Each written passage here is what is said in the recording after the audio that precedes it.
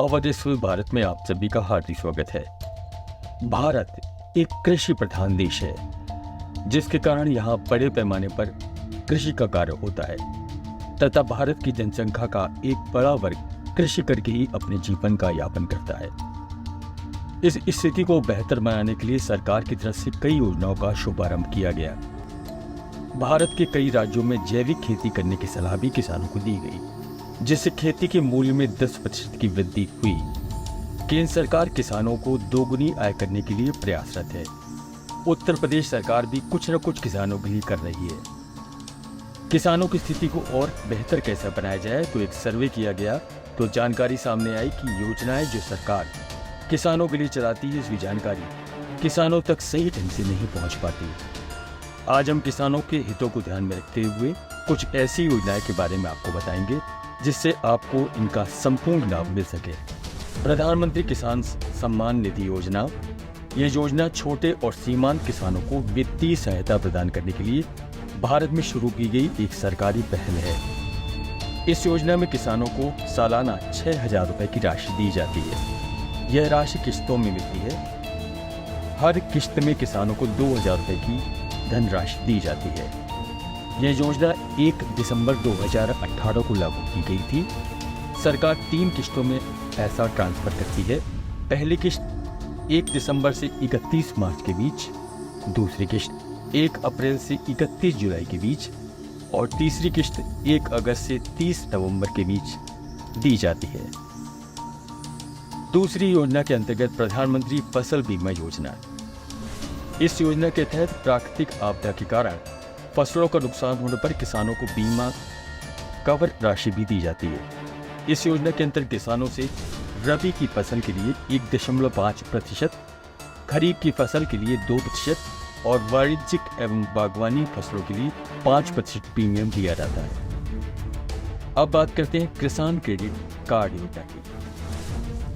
इस लोन को आमतौर पर किसान क्रेडिट कार्ड या ग्रीन कार्ड के रूप में इस्तेमाल कर सकते हैं।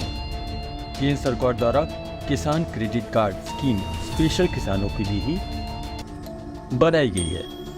किसान क्रेडिट कार्ड योजना 2022-23 में किसानों को मात्र 4% ब्याज दर पर 3 लाख रुपए तक का ऋण उपलब्ध कराया जाता है। अन्यथा असंगठित क्षेत्र से उधार ली गई राशि पर उच्च ब्याज लगता है।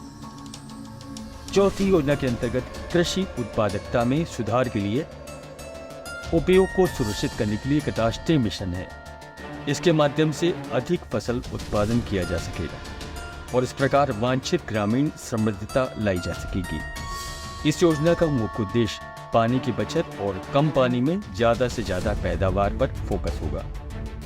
सबसे बड़ा फायदा यह है कि किसान अपने खेतों से तालाब से खेतों को जोड़कर सूक्ष्म उपकरण हासिल कर सकते हैं और जल संचयन के लिए प्रशिक्षण भी पा सकते हैं, जिसके माध्यम से भरपूर फसल भी होगी। अब बात करते हैं पशुधन बीमा योजना के तहत राज्य के पशुपालकों को 3 साल के लिए बीमा करवाने की सुविधा दी जाती है। इसके लिए पशुपालकों को पशु की निर्धारित कीमत पर 1 साल के लिए 4.42%, 2 साल के लिए 7.90% ब्याज और 3 साल के लिए 10.85% ब्याज दर का भुगतान करना होगा। योजना के तहत यदि किसी कारणवश बीमित पशुओं की मृत्यु हो जाती है तो बीमा कंपनी मुआवजा की रकम पशुपालक मालिक को प्रदान करेगी। बीमा कंपनी के द्वारा पशुपालक मालिक को रकम 15 दिन के अंदर प्रदान करनी होगी। योजना का मुख्य उद्देश्य पशु की मृत्यु या रोग हो जाने पर नुकसान की भरपाई और पशुधन और इसके उत्पादकों की गुणवत्ता में सुधार, ये मुख्य उद्देश्य है इस योजना का। तो किसान भाइयों, कैसा लगा आपको वीडियो? उम्मीद करते हैं आपको वीडियो जरूर पसंद आया होगा। यदि इससे संबंधित और भी कोई जानकारी आप लेना चाहते हैं तो हमें कमेंट बॉक्स में जरूर बताएं। साथ ही साथ लाइक, शेयर और सब्सक्राइब करना भी न भूलें। मिलते हैं फिर एक नए वीडियो के साथ। नमस्कार।